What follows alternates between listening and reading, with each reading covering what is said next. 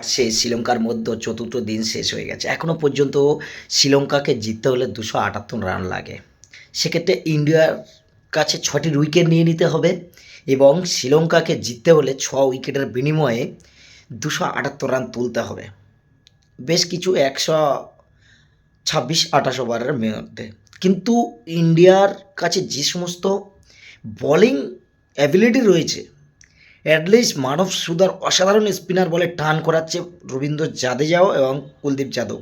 তার সাথে সাথে 4 দিন খেলা হয়ে গেছে, মানে পিচের পরিস্থিতিটা আপনারা বুঝতে পারছেন তো। পিচ অত্যন্ত টান করছে। এ সময় যে কোনো ব্যাটসম্যান পিচে গেলে তিনি প্রথমত পিচের সাথে তার ভারসাম্য বুঝতে, পিচের সাথে মানিয়ে নিতে অনেকটা টাইম লেগে যাবে।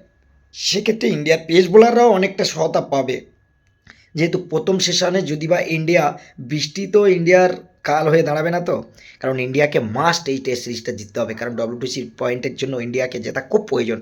শ্রীলঙ্কা জিততে পারবে না, আশা করি ইন্ডিয়া অসাধারণ কামব্যাক করে কালকে জিতবে, এটা আমার আত্মবিশ্বাস রয়েছে।